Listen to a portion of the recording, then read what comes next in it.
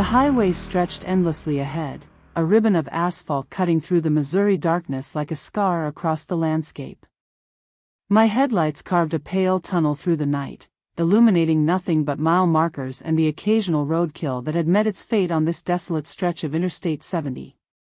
The dashboard clock glowed 11:47 p.m., and my eyelids felt like they were made of sandpaper. I'd been driving for almost 4 days straight, pushing myself harder than I should have.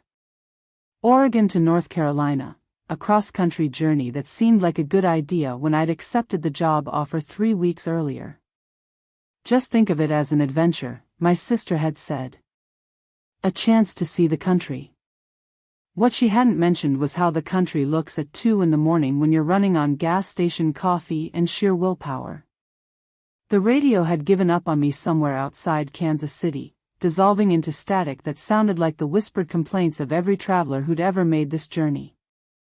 I'd turned it off hours ago, preferring the steady hum of my engine and the rhythmic thump of tires over pavement joints. But even those familiar sounds were starting to blur together, creating a hypnotic drone that threatened to pull me under. That's when I saw the exit sign, Millbrook, population 847. The numbers on the sign were faded, probably optimistic even when they were painted. I'd never heard of Millbrook, Missouri, and I was pretty sure no one else had either. But it existed, according to the green sign that flashed past my windshield, and more importantly, it promised the possibility of a bed. I took the exit without thinking, my body making the decision before my mind could protest. The off-ramp curved down into a town that barely deserved the name.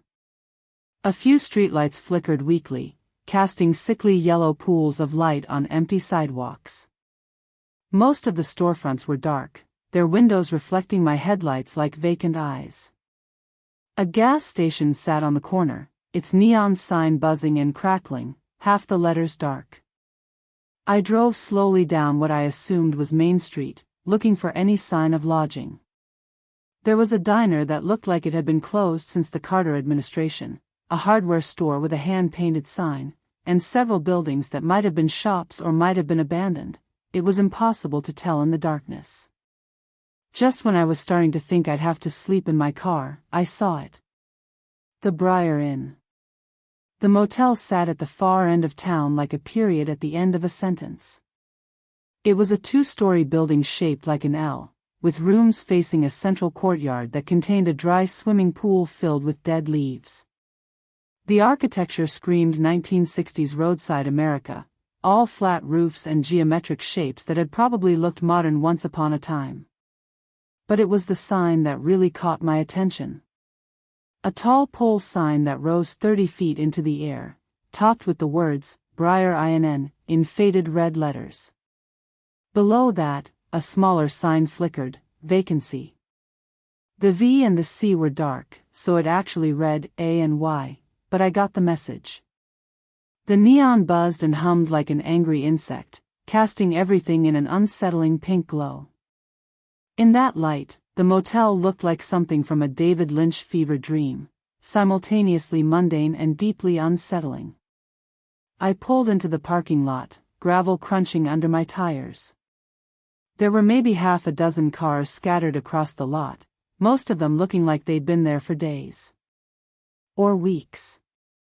A rusty pickup truck sat near the office, and a sedan with Missouri plates was parked askew near the ice machine, which had a handwritten, out of order, sign taped to it.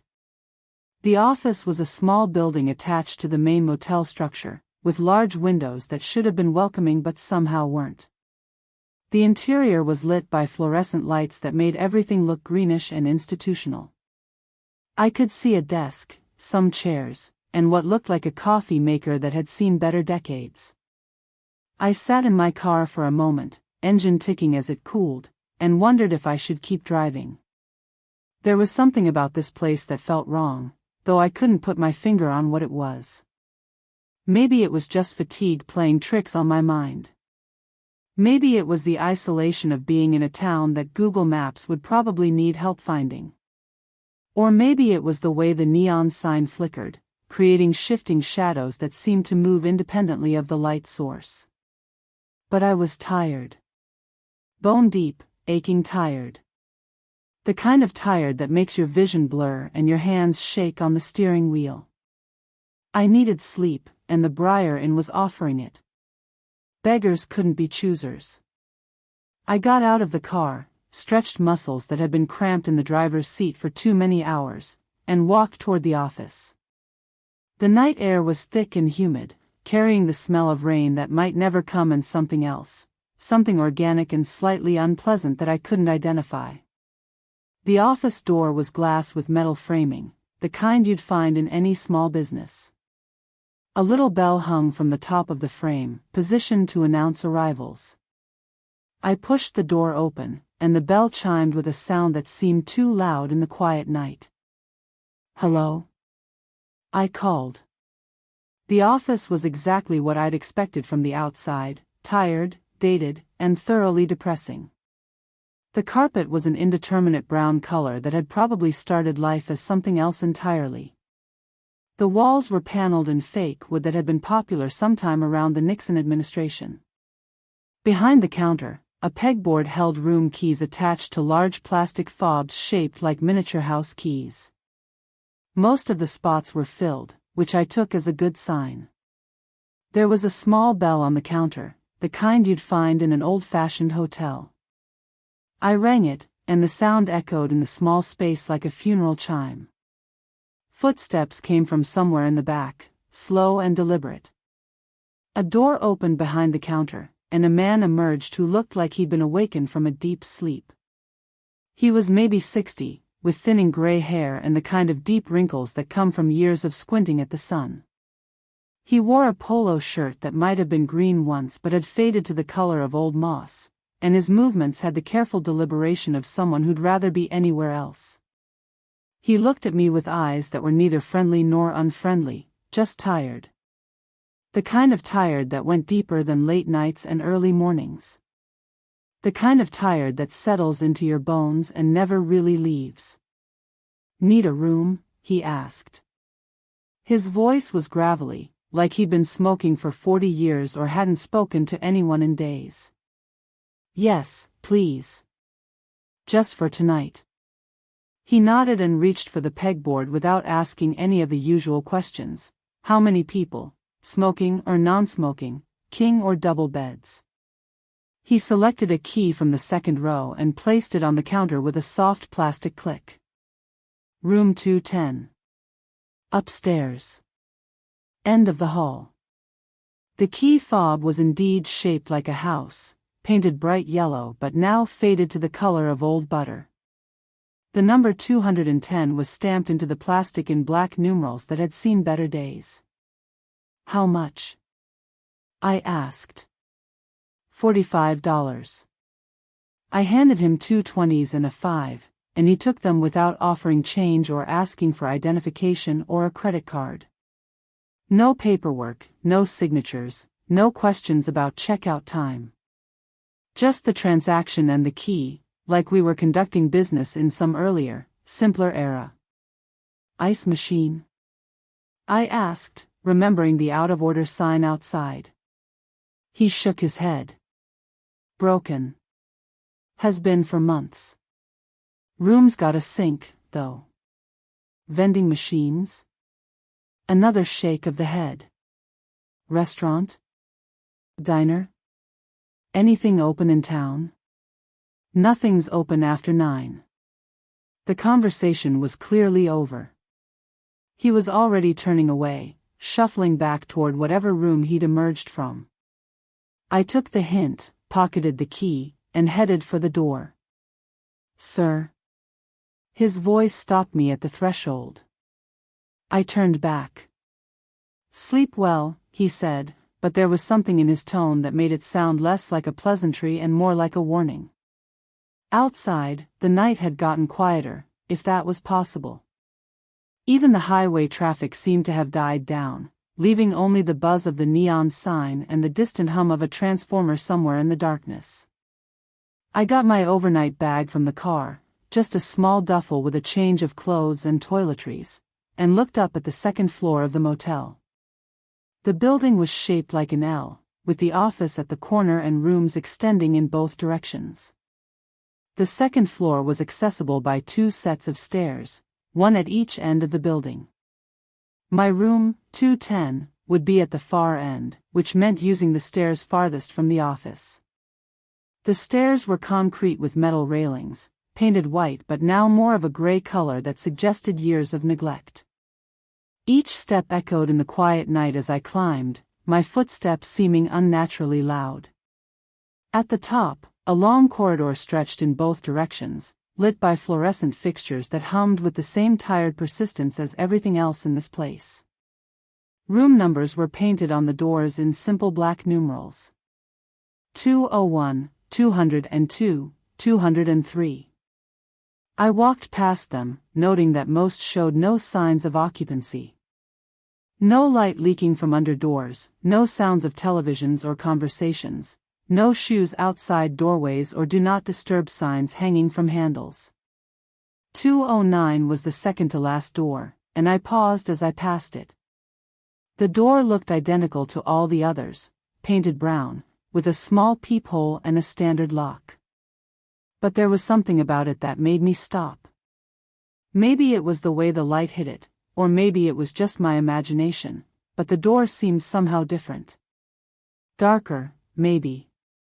Or colder. I shook my head, annoyed with myself for letting fatigue and isolation get to me, and continued to my room. Room 210 was at the very end of the corridor, and the key turned in the lock with the smooth action of a mechanism that had been used thousands of times. The door opened with a creak that sounded like a movie sound effect, and I stepped into my home for the night. The first thing that hit me was the smell, a combination of industrial-strength disinfectant, stale cigarette smoke, and something else. Something organic and unpleasant that reminded me of wet cardboard or old newspapers left in a basement. The air was thick and stuffy, like the room had been closed up for weeks. I found the light switch and flicked it on, revealing a space that was exactly what I'd expected from the outside. The carpet was brown, not by design, I suspected, but by the accumulation of years of foot traffic and spills.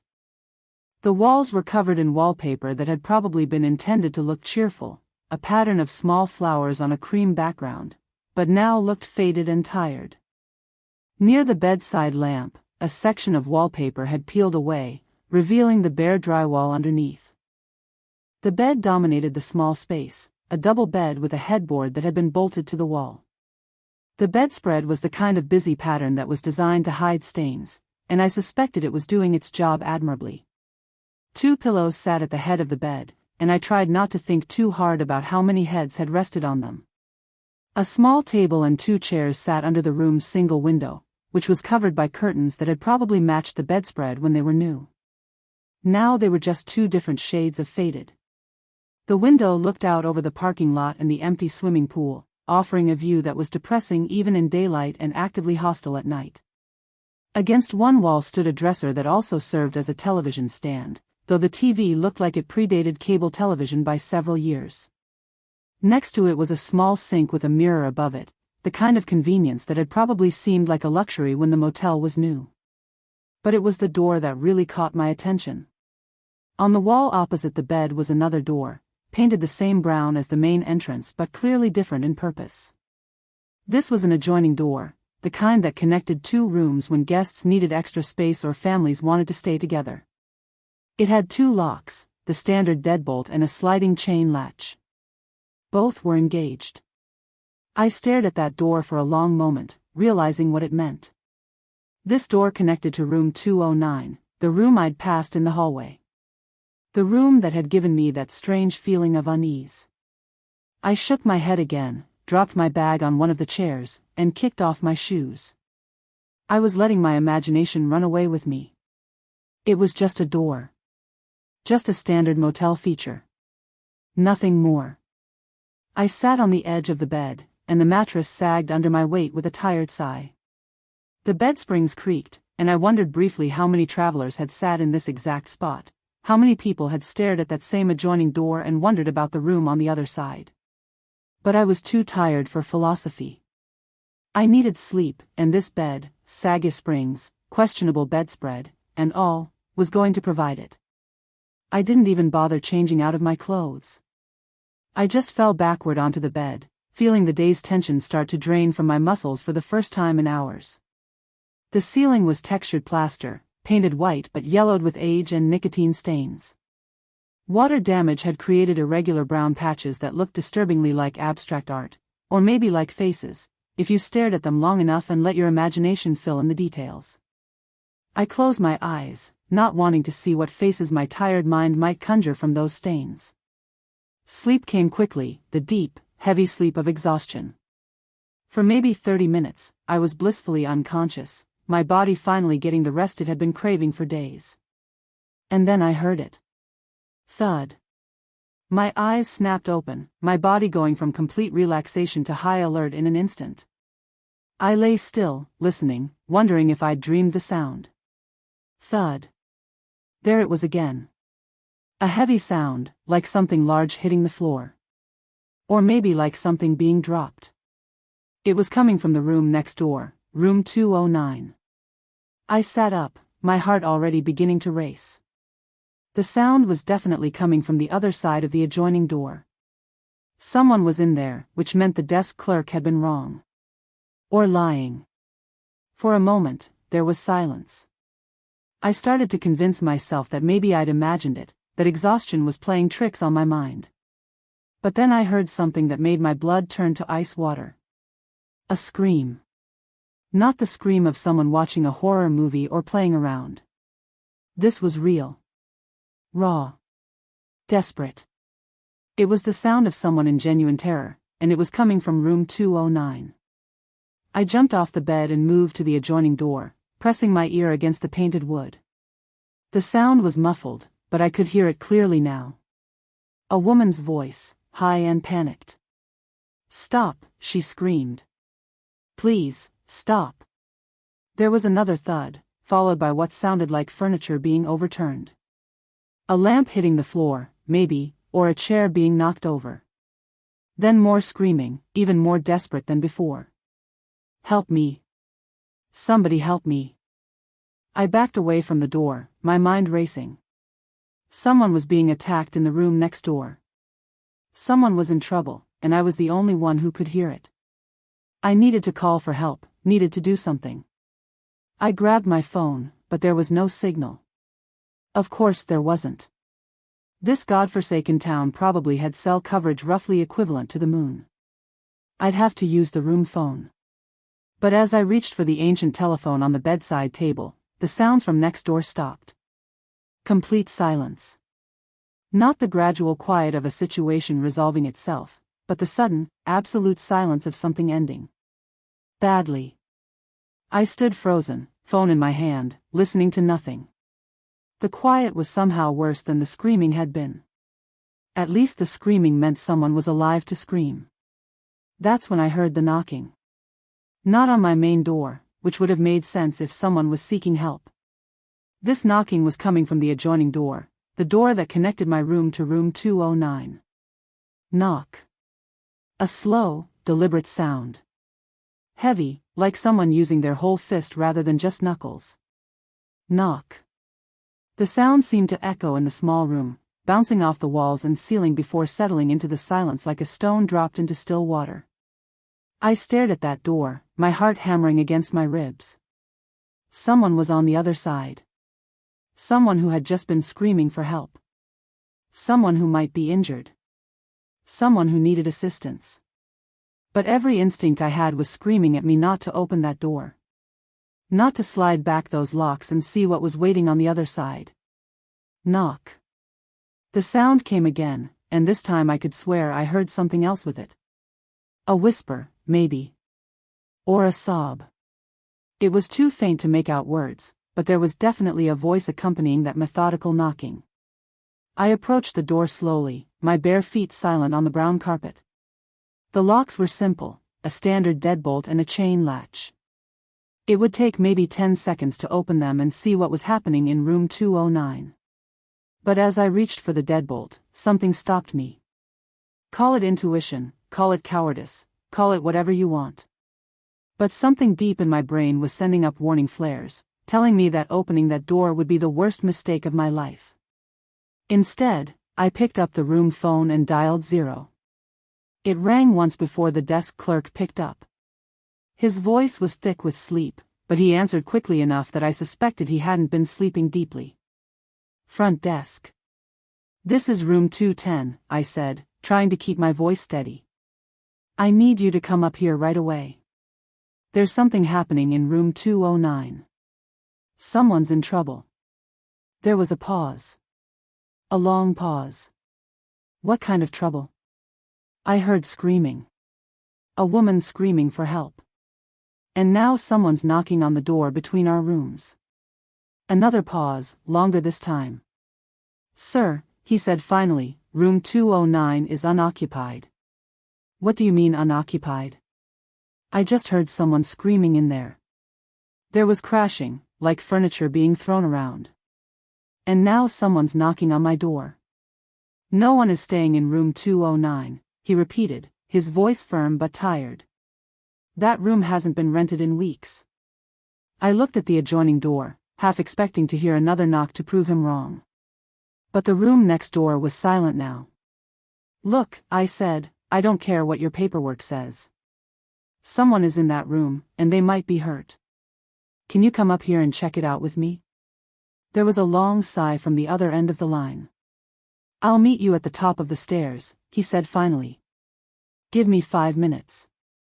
The line went dead. I set the phone down and stared at the adjoining door. Still silent. Still closed.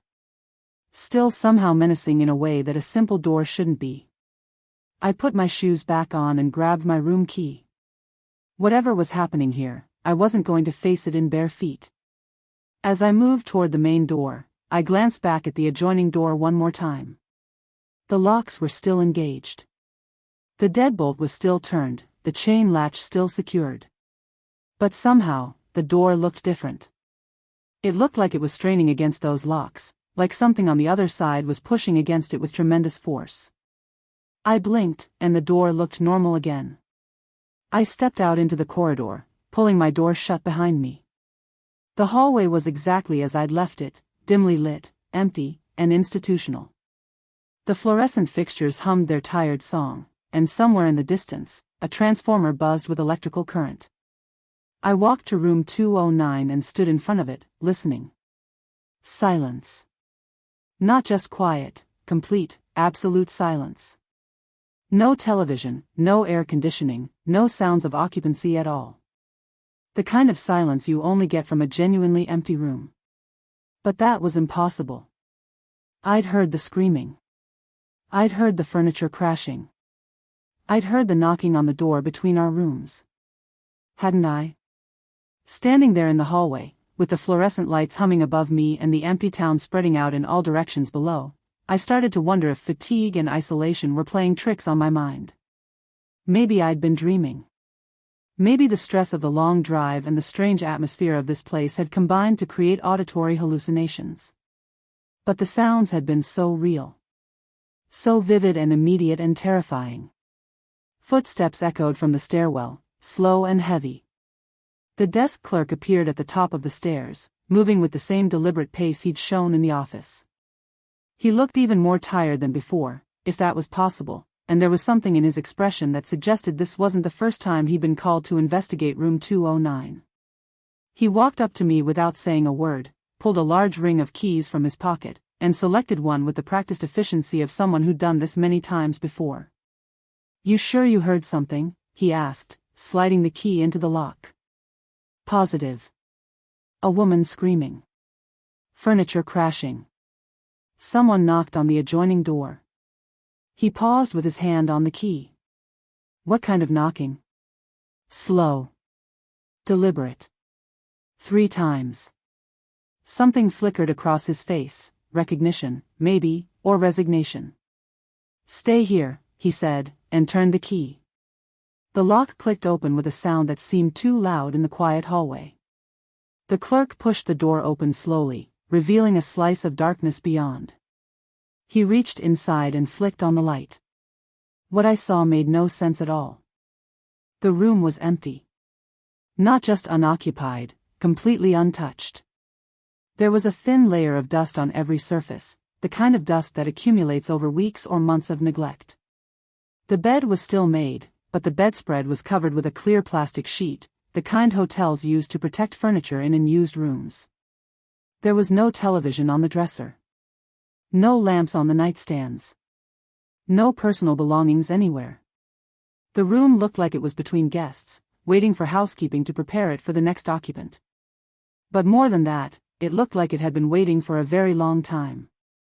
The clerk stepped inside, did a quick circuit of the room, and then came back out. "See," he said, but there was no satisfaction in his voice. No "I told you so" attitude. Just weariness. But I heard. I started, then stopped. What was the point? The evidence was right in front of me. "People hear things sometimes," the clerk said, locking the door again. "This is an old building. Sounds carry. Wind gets into the walls. Pipes settle." But even as he spoke, I could tell he didn't believe his own explanations any more than I did. "Has this happened before?" I asked. He looked at me for a long moment, as if deciding whether to answer. "Sometimes guests complain about noise from that room," he admitted finally. "Usually late at night. Usually when they're tired from traveling." "What kind of noise?" "Different things. Voices. Footsteps. Knocking." He said it matter-of-factly, like he was discussing the weather or the breakfast menu. "And the room is always empty?" "Always." We stood there in the hallway, both of us staring at the door to room 209. The fluorescent lights hummed above us, and somewhere in the building, something creaked with the sound of old wood settling. "Look," the clerk said finally, "if you're not comfortable staying in 210, I can move you to a different room. Something on the first floor, away from." He gestured vaguely at room 209. I took the offer immediately. "Room 115, he said, leading me back toward the stairs. "Ground floor, other end of the building. Quiet." We went back to room 210 to get my things. As I packed my few belongings back into the duffel bag, I kept glancing at the adjoining door. It looked innocent enough now, just a door, painted brown, with two simple locks. But I couldn't shake the memory of that knocking, the desperate rhythm of someone seeking help or escape. The clerk waited in the hallway while I gathered my things, and I noticed he kept his distance from room 209. When I came out with my bag, he was standing near the stairs, as far from that door as he could get while still being in the corridor. Room 115 was exactly what he'd promised, quiet, isolated, and mercifully free of adjoining doors. It was also on the ground floor, which somehow felt safer, though I couldn't explain why. The room was identical to 210 in layout and decor, but it felt different. Cleaner, maybe. Or less oppressive. The clerk handed me the new key and turned to go. "Sir?" I called after him. He stopped but didn't turn around. "What happened in room 209? For a moment, I didn't think he was going to answer. Then, without turning around, he spoke in a voice so quiet I had to strain to hear it. "Young woman. 1998, checked in alone. Never checked out." And then he walked away, leaving me standing in the doorway of my new room with more questions than answers. I spent the rest of the night with every light in the room turned on, sitting in the chair by the window and staring out at the empty parking lot. Every time I started to drift off, I'd jerk awake, convinced I'd heard something, a knock, a scream, the sound of footsteps in the corridor above. But the night passed quietly, and when dawn finally broke over the tired little town of Millbrook, Missouri, I felt like I'd survived something, though I wasn't sure what. I checked out early, eager to put distance between myself and the Briar Inn. The same clerk was behind the desk, looking no more or less tired than he had the night before. He processed my checkout without comment, and I was grateful for his silence. But as I was walking toward the door, something caught my eye. On the wall near the exit was a small corkboard, the kind you'd find in any small-town business. It was covered with the usual collection of community notices: garage sale announcements, lost pet flyers, advertisements for local services. Most of the papers were faded and yellowed with age, suggesting they'd been there for months or even years. But one item stood out. It was a newspaper clipping, yellowed and brittle with age. The headline was barely legible, but I could make out the words, "Young woman found dead in local motel." The article was dated October 15, 1998. I leaned closer, squinting at the faded text. The details were sparse. A young woman, traveling alone, had been found dead in her room at the Briar Inn. Room 209. The cause of death was listed as homicide, but the case had never been solved. No suspects were ever identified. There was a photograph accompanying the article, a grainy black and white image that was more shadow than detail. But I could make out enough to see that she'd been young, maybe in her 20s, with long dark hair. At the bottom of the clipping, someone had written in faded blue ink, "Sarah Michelle Davis, age 24. May she rest in peace." I stared at that photograph for a long time, trying to imagine the woman it depicted. Had she been traveling for business or pleasure? Had she been as tired as I was when she'd pulled off the highway and seen that flickering neon sign? Had she stood in this same office, talking to this same clerk or his predecessor, getting a key to room 209? And what had happened to her in that room? The article didn't provide details, but the word homicide suggested violence. Suggested that someone had hurt her, had taken her life in that small, brown-carpeted space where I'd heard the screaming and knocking just hours before. "Find what you were looking for?" The clerk's voice startled me. I hadn't heard him approach. "Just reading," I said. He nodded, as if that was perfectly normal behavior for someone checking out of a motel at 6 a.m. "Terrible thing," he said, glancing at the clipping. "Happened before my time, but the story's well known around here." "They never caught who did it?" "Nope. Police figured it was someone passing through. Could have been anyone. This highway sees a lot of traffic, and not all of it's the wholesome kind." I looked at the photograph again, at the face that was more suggestion than detail. "Do you think?" I started, then stopped. How do you ask someone if they think their motel is haunted? How do you ask if they think a murder victim's spirit might still be trapped in the room where she died? Do I think what? Nothing. Just nothing.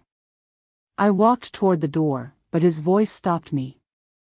"For what it's worth," he said, "I don't think she means any harm. I think she's just confused. Lost, maybe.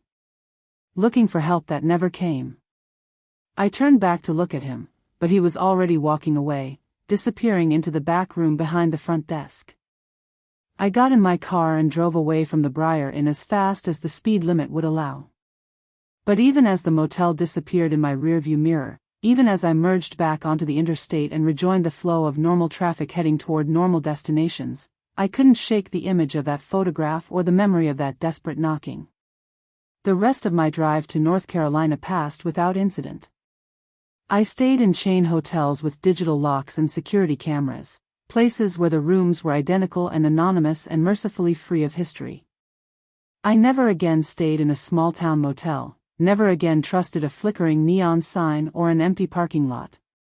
But sometimes, late at night when I'm lying in bed in my new apartment in Charlotte, I think about room 209. I think about Sarah Michelle Davis, age 24, who checked in alone and never checked out.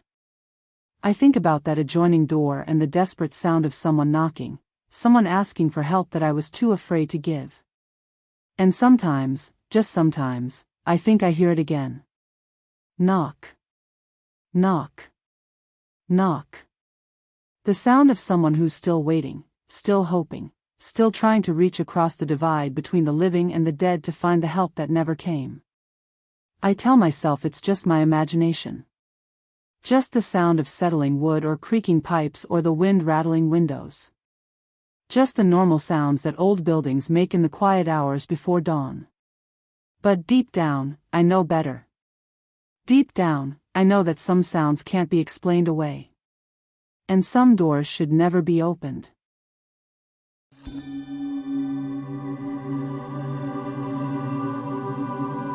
This happened in 2016. I had just ended a long-term relationship with Marcus, 3 years down the drain after I caught him with his coworker at our favorite restaurant. The betrayal cut deep, but worse was the suffocating feeling of our shared apartment, every corner holding memories I wanted to forget. I needed space, both mentally and physically. So I booked a weekend getaway, a solo retreat to clear my head and figure out what came next. It wasn't far. Just a 2-hour drive from my apartment in Atlanta to a small mountain town in northern Georgia called Pine Ridge. I found this old-fashioned roadside inn online after scrolling through dozens of generic hotel chains. Charming, the reviews said. Quiet and secluded. Like stepping back in time. Perfect. The drive itself was therapeutic. October in Georgia meant the mountains were ablaze with autumn colors, deep reds, brilliant oranges, golden yellows that seemed to glow in the afternoon sun. I rolled the windows down despite the chill, letting the crisp mountain air wash away the stale anxiety I'd been carrying for weeks. The Pine Ridge Inn appeared around a bend like something from a postcard. It was a one-story U-shaped building, maybe a dozen rooms total, surrounded by towering pines and oaks. The kind of place that probably looked exactly the same in 1962 as it did now. White paint was peeling in places, giving it character rather than looking neglected. A hand-painted sign by the road read, Pine Ridge Inn, established 1962, vacancy. I pulled into the gravel parking lot, the only car there. The silence hit me immediately, no traffic hum, no city noise, just the whisper of wind through pine needles and the distant call of a hawk. It was exactly what my frayed nerves needed. The front office had that old motel charm you don't see anymore, wood-paneled walls, a brass bell on the counter, a dusty guest book with entries dating back months, and a mounted deer head that watched over everything with glass eyes. Behind the counter, an older woman emerged from a back room, Mrs. Caldwell, as she introduced herself. She was maybe 60, with graying hair pulled back in a neat bun and kind eyes that crinkled at the corners when she smiled. "You must be Sarah," she said, consulting a handwritten ledger. "Welcome to Pine Ridge. Staying the weekend?" "That's the plan," I replied, signing the old-fashioned guest register with an actual pen. It felt wonderfully analog. She handed me an honest-to-God metal key, not a plastic card, with a wooden tag marked 7.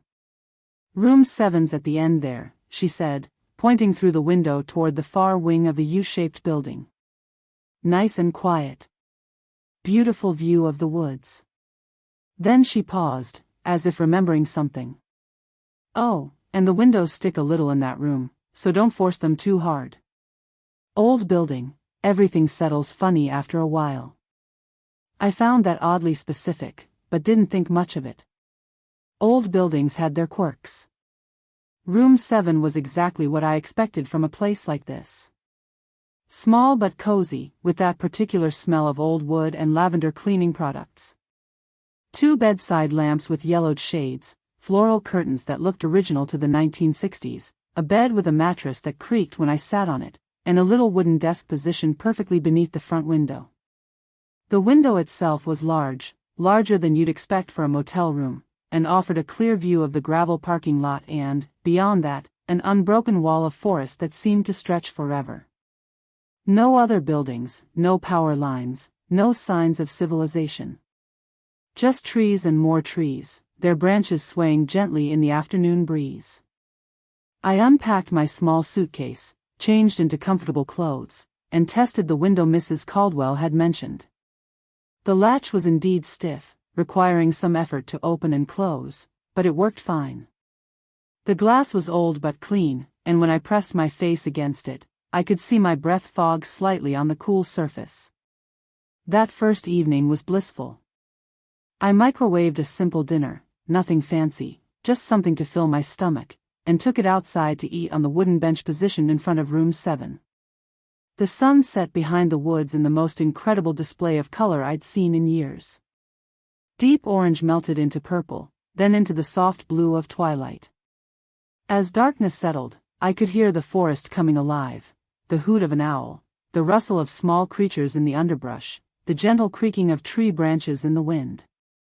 I felt peace for the first time in months. Around 10 p.m., I went inside, closed the curtains, and settled into bed with a paperback novel I'd been meaning to read. The mattress was lumpy but comfortable enough, and the silence was so complete it felt like being wrapped in cotton. I fell asleep easier than I had in weeks. The next morning, something weird happened. I woke naturally around 8, no alarm, just my body finally catching up on rest. The morning light filtering through the curtains was soft and golden. I felt better than I had in ages, until I padded to the small bathroom to brush my teeth and noticed something out of the corner of my eye. The front curtain was slightly parted. I stopped mid-brush, toothpaste foam still in my mouth. I distinctly remembered closing those curtains completely before bed. I was particular about that. Growing up in Atlanta, you learn to value your privacy. But there it was, a gap maybe 3 inches wide, clean and precise, as if someone had carefully pulled the fabric aside. I spat into the sink and walked over to investigate. When I looked closer, I realized it wasn't just randomly parted, it was deliberately positioned. The fabric was pulled back at exactly eye level, creating a perfect viewing slot to see out into the parking lot. Or for someone to see in. I stepped closer to the window and peered out. Nothing unusual. Just my Honda Civic sitting alone in the gravel lot, morning dew sparkling on its windshield. Beyond that, the forest stood silent and still in the early light. I told myself it was nothing. Maybe the curtain rod was loose. Maybe the fabric had shifted on its own. Old buildings did strange things. I'd been under stress lately, maybe I hadn't closed them as securely as I thought. Still, before heading out to explore the town, I made sure to pull the curtains completely shut and test the window lock. It clicked securely into place. Pine Ridge turned out to be exactly the kind of small mountain town I needed. Population maybe 800, with a main street lined with antique shops, a single diner that served the best apple pie I'd ever tasted, and hiking trails that wound through forests so thick they blocked out the sky. I spent the day wandering, browsing through vintage books and handmade crafts, talking to locals who were genuinely friendly without being nosy. I hiked for 2 hours on a trail called Whispering Pines, so named because the wind through the trees really did sound like voices. It was therapeutic, just me, the forest, and my thoughts. For the first time since the breakup, I felt like myself again. By the time I returned to the inn, it was nearly 5 p.m. The sun was already sinking toward the tree-line, painting everything in that same magical golden light. And the curtain was open again. Not wide, but wider than before. A clean gap about 6 inches across, positioned at exactly the same height as the night before. As if someone had measured it. I stood frozen in the parking lot, grocery bags from town in my hands, staring at that window. My heart started beating faster. I knew for a fact I had closed it completely. I had double-checked it, tested the lock, been paranoid about it specifically because of what happened that morning. But here it was again. Open. Deliberate. Waiting. I approached room 7 like it might bite me. The door key felt unusually heavy in my hand. Inside, I dropped my bags and went straight to the window. The latch was still locked tight. No vents nearby that could create a draft. No logical explanation for how thick fabric could move on its own in a perfectly still room. But as I stood there examining the window mechanism, I noticed something else. The wooden desk beneath the window had been moved. Just slightly, maybe an inch or two, but enough that the scratches in the old wood flooring didn't line up anymore. As if someone had been standing on it. Looking out. Or in. I pushed the desk back into its original position, yanked the curtains closed with more force than necessary, and tried to convince myself I was being paranoid. Stress could make you imagine things. Old building settled. Maybe there was a rational explanation I just couldn't see. But that night, sleep wouldn't come. I lay in bed staring at the ceiling, hyper-aware of every sound. The old building creaked and groaned around me, normal settling noises, I told myself. The wind in the trees outside whispered and sighed. Once, I heard what sounded like footsteps in the gravel lot, but when I strained to listen, there was only silence. Around midnight, I was still awake, lying on my side facing the wall, when I heard my phone buzz with a text. Probably Marcus again. He'd been trying to talk things through ever since I left. I ignored it. Then, around 2 a.m., I heard something that made my blood freeze. A faint tapping sound. Tap, tap, tap. Rhythmic. Deliberate. Like someone knocking, but softer. At first, I thought it was coming from the room next door. Maybe another guest had finally arrived. But as I lay there listening, trying to pinpoint the source, I realized the truth. It was coming from the window. My window. Someone was tapping on the glass. I sat up slowly, heart hammering so hard I could hear it in my ears. The room was dark except for the faint glow of my phone's charging light. The curtains were still closed. I could see their outline against the window frame. The tapping continued. Soft but insistent. Tap, tap, tap. I grabbed my phone, finger hovering over 911, but then stopped. What would I say? That someone was tapping on my window at a remote mountain inn? They'd tell me to call the front desk, or suggest it was an animal. But I knew it wasn't an animal. The tapping had a human rhythm to it. Patient. Methodical. And then, as I watched in horror, the curtain began to move. Not dramatically, just a slight inward push, as if someone was pressing their fingers against the glass from outside and the fabric was responding to the pressure. The movement was gentle, almost caressing. That's when I grabbed my phone and snapped a photo, the camera flash briefly illuminating the room in harsh white light. Then I yanked the curtain aside. The parking lot was empty. My car sat alone under the pale moonlight, and beyond it, the forest was a black wall of silence. No footprints in the gravel. No sign that anyone had been there. But when I looked at the photo I'd just taken, my hand started shaking. There was something in it. A face, pressed against the glass from outside. Pale, almost luminous in the camera flash. The features were distorted by the angle and the glass, but unmistakably human.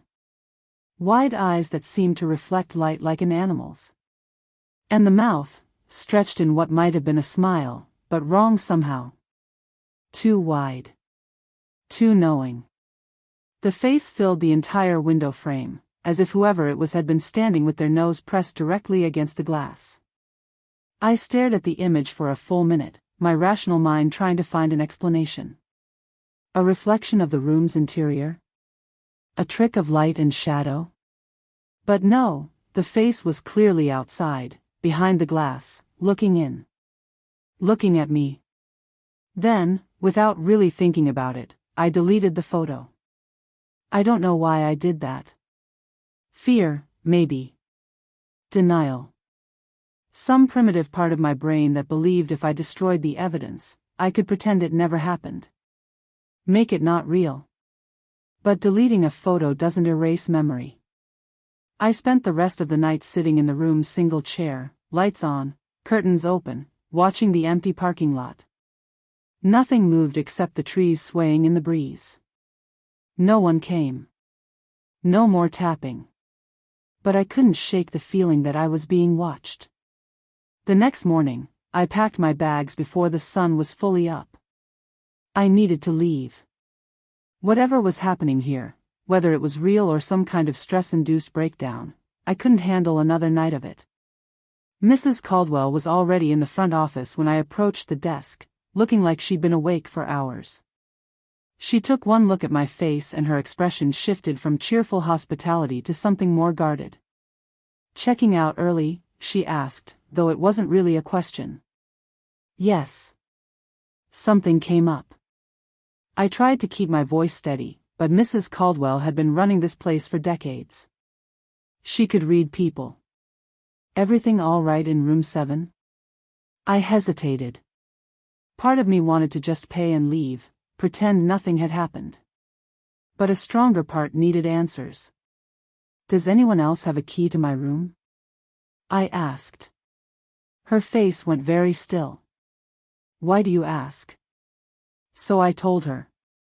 The moving curtains, the repositioned desk, the tapping on the glass. I didn't mention the photo, that felt too personal, too impossible to explain. But I described everything else, watching her expression carefully. She didn't look surprised. She looked tired. When I finished, she was quiet for a long moment, then sighed deeply. You're not the first, she said quietly, like someone admitting to a long-held secret. People have seen him before. Him? The man at the window, she said, and the way she said it told me this was a conversation she'd had before. Multiple times. Some guests think he was a visitor here once, long ago. Others believe he lived in the woods and just got attached to the place. But we think he was trapped. Trapped how? Mrs. Caldwell gestured toward the wall behind her, where a collection of old photographs hung in mismatched frames. She pointed to one in particular, a black and white image of the Pine Ridge taken decades ago. The building looked essentially the same, except for one crucial difference. Where room 7 now stood, there was no window. Just a blank wall. That was taken in 1975, she said. Room 7 wasn't a guest room then. It was a utility closet. Storage for linens and cleaning supplies. I studied the photograph more closely. She was right, the room that had terrified me was just a windowless box in the original design. During the renovations in 1984, we converted it to a guest room, Mrs. Caldwell continued. Added the big window to make it more appealing. Guests like a view. So what does that mean? She looked at me with eyes that had seen too much. He only started appearing after the window was installed. Never before. It's like. She paused, choosing her words carefully. Like he was waiting for a way to look in. Or maybe a way to be seen. The implication hit me like a physical blow. Whatever was out there, it had been waiting for 30+ years for someone to cut a hole in the wall. Waiting for a window. Waiting for guests like me to stay in room 7 and witness. What? What did it want? Why don't you just seal up the window? I asked. Mrs. Caldwell shook her head sadly. We tried that once, back in '92. Boarded it up after a particularly bad incident. But the next morning, the boards were gone. Just gone. No tools marks, no sign they'd been pried off. Like they'd never been there at all. She paused, then added, besides, he doesn't hurt anyone. He just watches. Wants to be acknowledged, maybe. Most guests don't even notice the curtains moving. The ones who do usually just assume it's the wind. But I saw him, I said. His face. Mrs. Caldwell nodded grimly. Then you're one of the sensitive ones. It happens maybe once or twice a year. Someone who can actually see him clearly. I paid my bill and left immediately, driving back to Atlanta in a daze. The rational part of my mind tried to process what had happened, to find logical explanations. Mass hysteria. Shared delusion. An elaborate hoax played on gullible tourists. But I knew what I had seen. And I knew what I had felt in that room, the unmistakable sensation of being observed, studied, catalogued by something that shouldn't exist. I never went back to Pine Ridge. Never even drove through that part of Georgia again. When friends suggested mountain getaways, I always found excuses to go elsewhere. But the experience changed me in ways I didn't expect. Now, whenever I stay in hotels or motels, which I have to do occasionally for work, I follow certain rituals. I check the windows twice, making sure they're locked. I close the curtains tight and test them multiple times to ensure they can't move on their own. I position furniture in front of the windows when possible. And even then, on certain nights when the wind is just right and the building is particularly quiet, I swear I can hear it. Tap, tap, tap. The sound of someone, or something, patiently requesting entry. Or acknowledgement. Or maybe just wanting to be seen by someone who has the sensitivity to perceive what others cannot. Sometimes I wonder if I should have tried to communicate with whatever was out there. Maybe it was lonely. Maybe it just wanted recognition after decades of being ignored or dismissed as imagination. But then I remember that face in the photograph, that too wide smile, those reflective eyes, and I'm glad I ran. Some mysteries are better left unsolved. Some windows are better left closed. And some things that tap in the night are better left unanswered. Because once you acknowledge them, once you let them know you can see them, they never really leave you alone.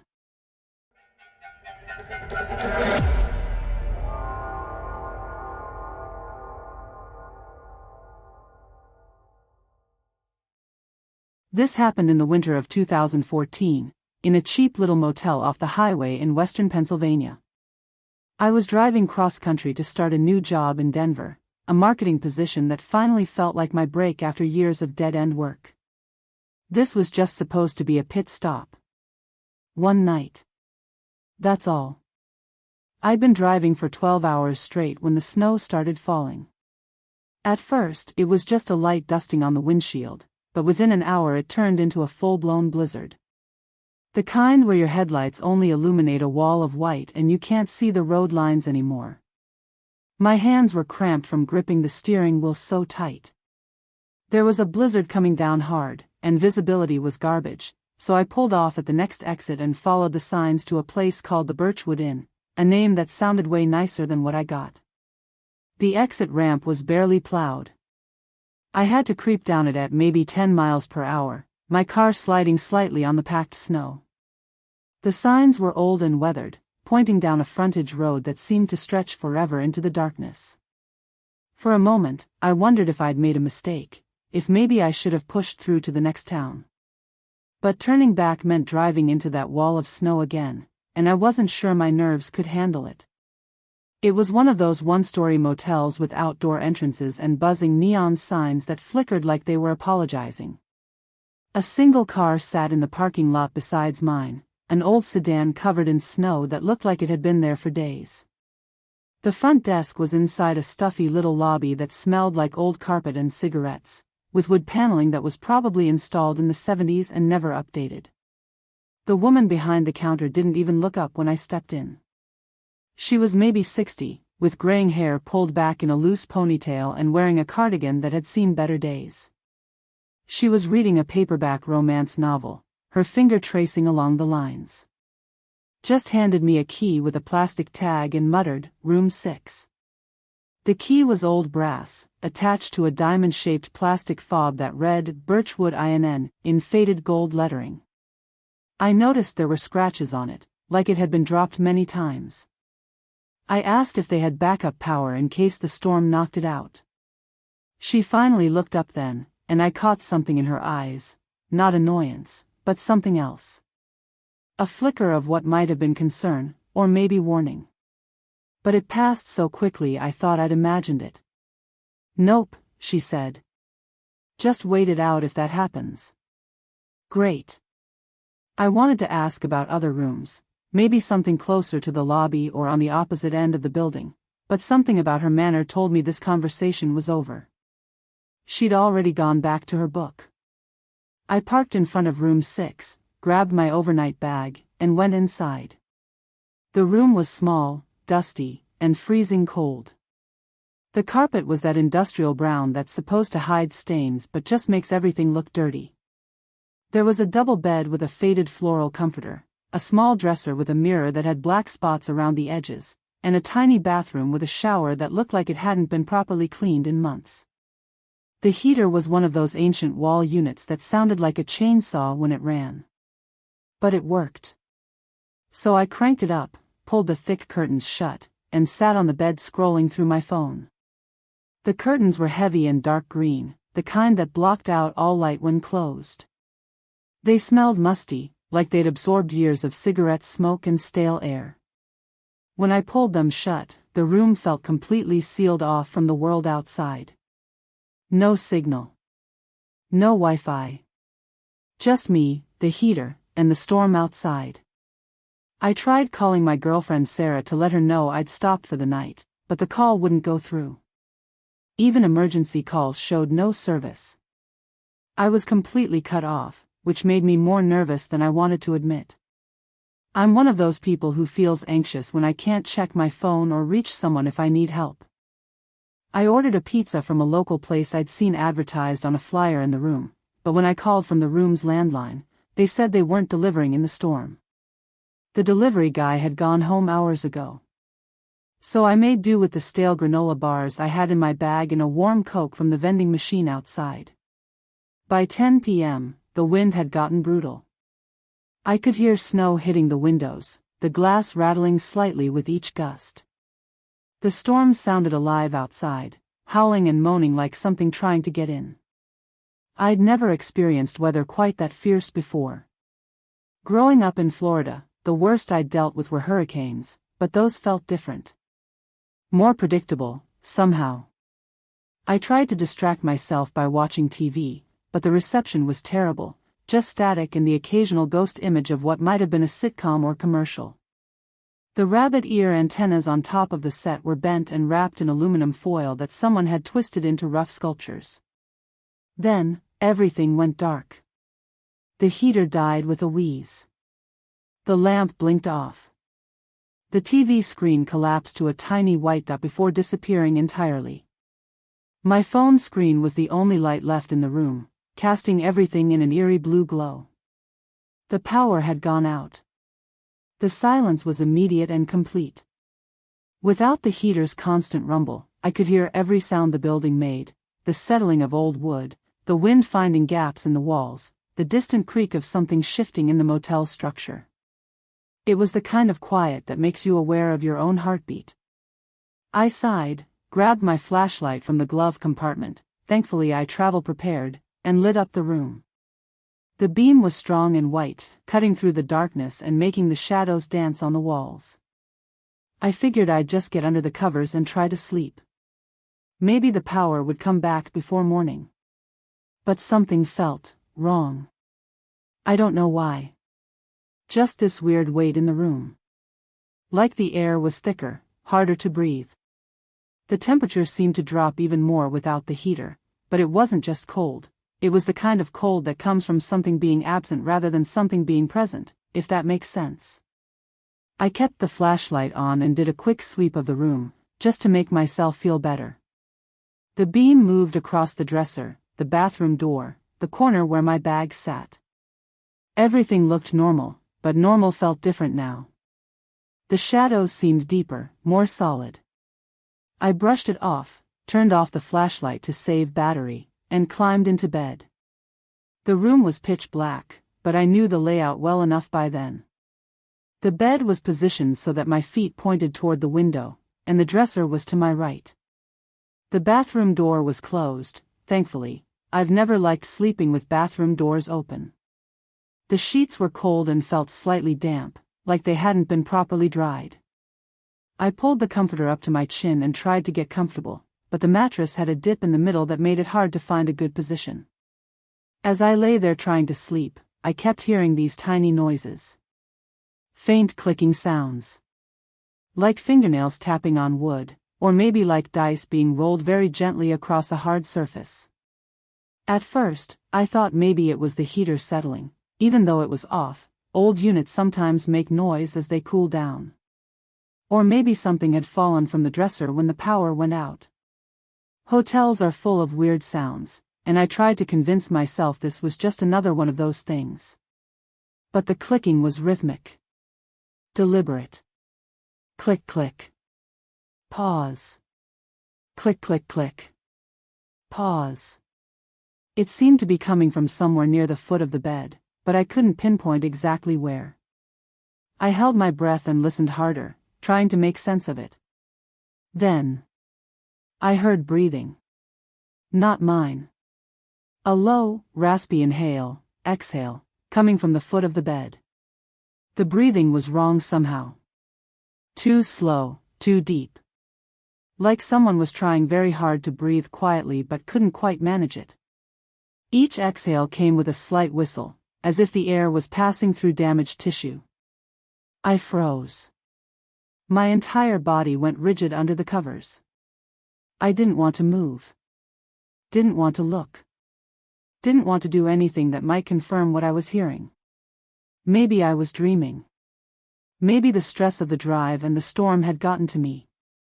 Maybe my mind was playing tricks in the darkness. But the breathing continued. Steady and patient. I forced myself to think rationally. It could be the wind finding its way through gaps in the walls or windows. Old buildings make all kinds of sounds, especially in storms. The clicking could be a loose shutter or piece of siding. But I knew it wasn't. I forced myself to turn the flashlight back on. My hands were shaking as I fumbled for the switch. The breathing stopped the moment the light came on, as if whatever was making the sound had suddenly become aware of me. I swept the beam around the room, nothing. The room was empty, exactly as I'd left it. The dresser, the chair, the bathroom door. Everything in its place. But the silence felt expectant now, like something was waiting. I leaned over the side of the bed to check underneath. I don't know why I did it. Every instinct told me not to, but something compelled me to look. Maybe I needed to prove to myself that nothing was there. Just as I did, the flashlight flickered.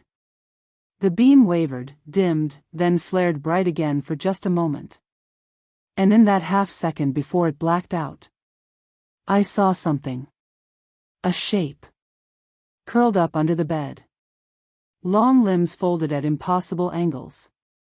Pale skin that seemed to glow with its own faint luminescence. Too big to be a person, but shaped like one, if a person had been stretched and twisted by someone who didn't quite understand human proportions. The arms were too long, ending in fingers that stretched twice the normal length. The legs were bent backward at the knees, allowing the thing to compress itself into the space under the bed. The torso was elongated, ribs visible through translucent skin. And the face. It was looking right at me. Eyes wide open, not just wide, but unnaturally so, as if the lids had been cut away. They were completely black, not just the pupils but the entire eye, reflecting the flashlight beam like polished stones. The mouth was stretched into a smile that extended far beyond where a human smile should end, reaching almost to where the ears should be. Lips pulled into a stretched, unnatural grin, cracked and bleeding at the corners where the skin had torn from the impossible width. I could see teeth, too many teeth, arranged in rows like a shark's mouth. But the worst part was the expression. It wasn't just smiling, it was delighted. Like it had been waiting for me to look, and my discovery had given it genuine pleasure. I jumped back and hit the wall behind me. Fumbled to turn the flashlight back on, my thumb slipping on the switch in my panic. Nothing. The flashlight was completely dead. I clicked it frantically, shook it, slapped it against my palm. Nothing. Total blackness. The breathing resumed immediately. Louder now. Closer. I could hear something moving under the bed. Shifting. The unmistakable sound of limbs unfolding, of something large extricating itself from a small space. The bed springs creaked slightly as weight shifted beneath the mattress. There was a soft thump as something hit the floor, then the whisper of skin against carpet. I grabbed my phone, but the screen was dead, battery drained completely. It had been at 60% when the power went out. I hadn't even used it that long. But phones don't just die like that. Not that fast. I pressed the power button desperately, held it down, tried everything I could think of. The screen remained black. That's when I heard it. Don't look under the bed. A whisper. Right in my ear. The voice was wrong in every possible way. It sounded like someone trying to speak with a mouth full of water, or like words being forced through damaged vocal cords. There was a wet quality to it, and underneath the words was a sound like air escaping from a punctured lung. But the worst part was how close it was. The breath that carried the words touched my ear, cold and damp. I screamed. Not a manly shout or yell, but a full-throated, primal scream of pure terror. The sound seemed to fill the room and bounce off the walls. I bolted for the door, grabbed the handle. But it wouldn't open. The knob spun freely in my hand, clicking uselessly. The door didn't budge an inch. It wasn't just locked, it felt like it was jammed or held shut from the outside by something much stronger than me. I banged on it with my fists, shouting for help. Hey! Hey! Someone help me. I'm trapped in here. My voice cracked with panic. No one came. The motel felt completely empty, as if I was the only living thing for miles. Even the storm outside had gone quiet, no wind, no snow hitting the windows. Just silence and whatever was in the room with me. Then, from behind me, I heard it climb out. I didn't see it, I couldn't see anything in the pitch darkness, but I didn't need to. I could feel the weight shift in the room. The floorboards creaked under something heavy moving across them. There was a sound like joints popping, like bones settling into new positions. The air moved differently now, displaced by something large. I pressed my back against the door and held my breath. The sounds moved slowly across the room. Not walking exactly, but a combination of movements, sometimes what sounded like footsteps, sometimes like something dragging itself across the floor, sometimes like multiple limbs moving in coordination. It was taking its time. Like it was savoring the moment. I turned around slowly, my hands flat against the door behind me.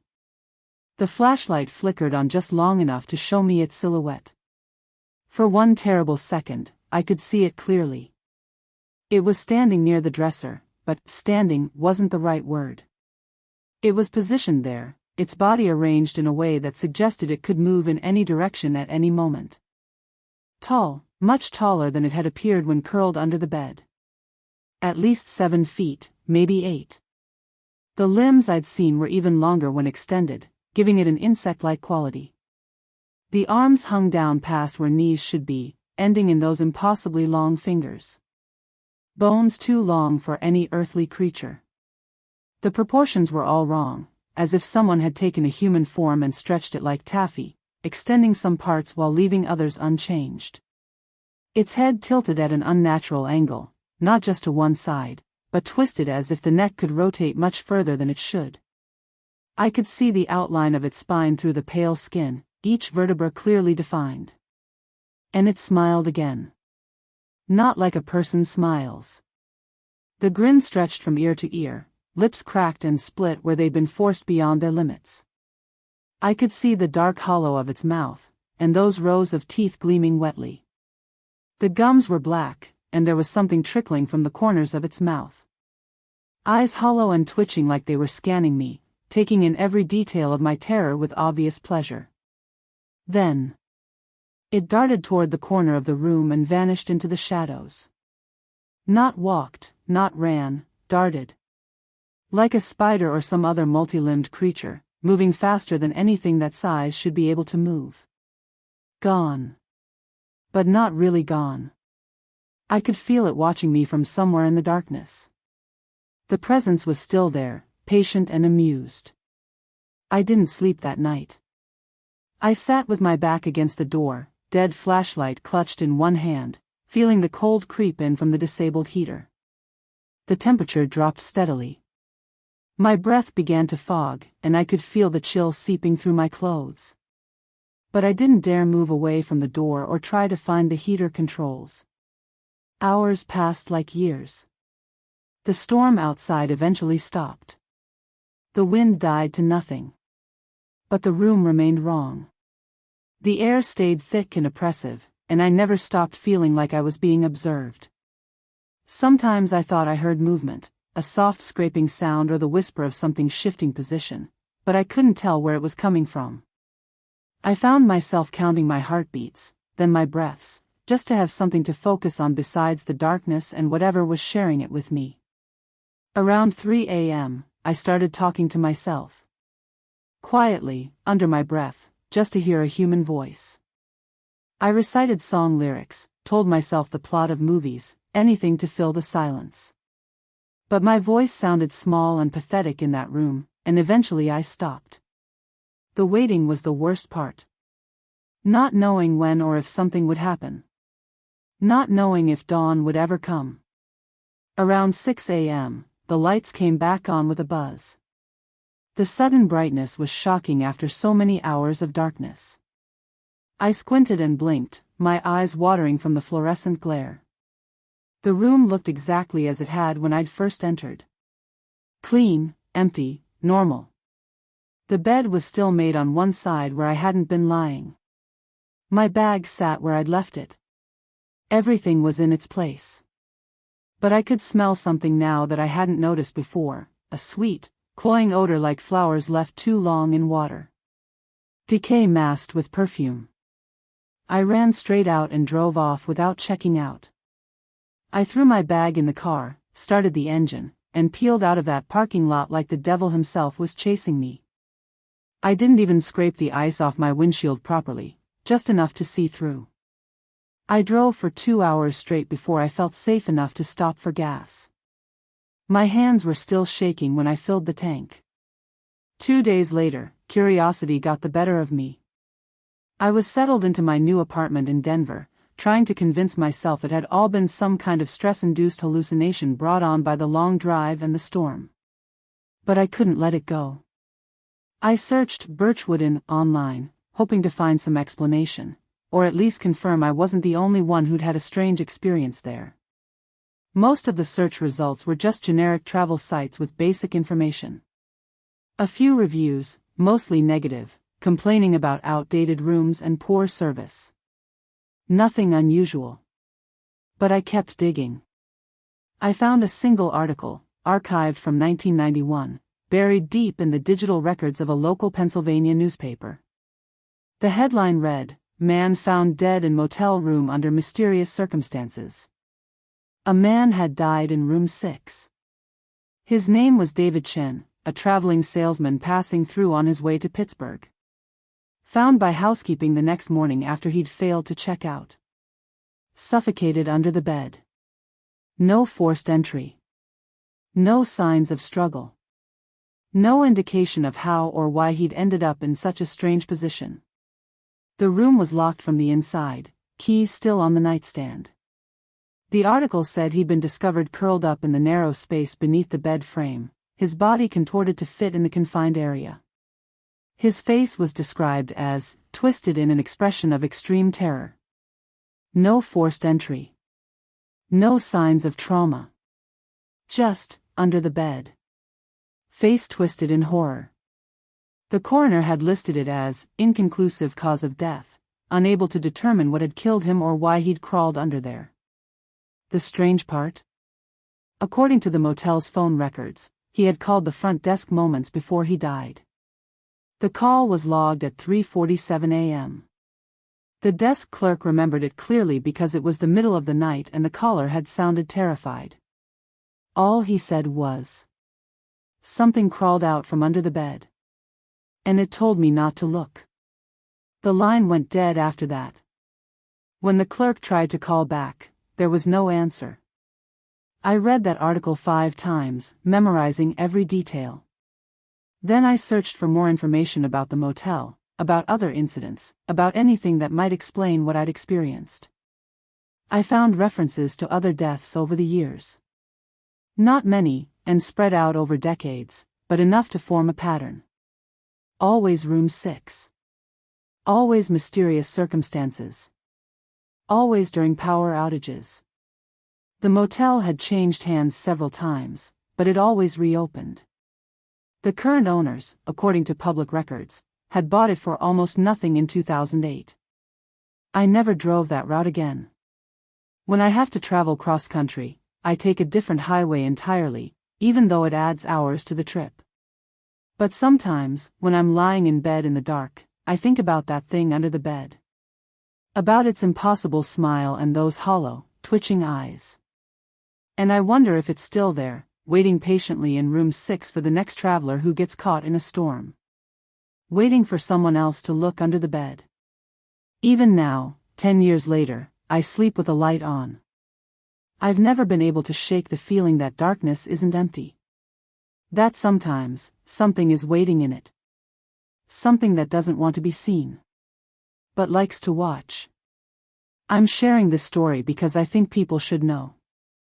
If you're ever driving through western Pennsylvania and you see signs for the Birchwood Inn, keep driving.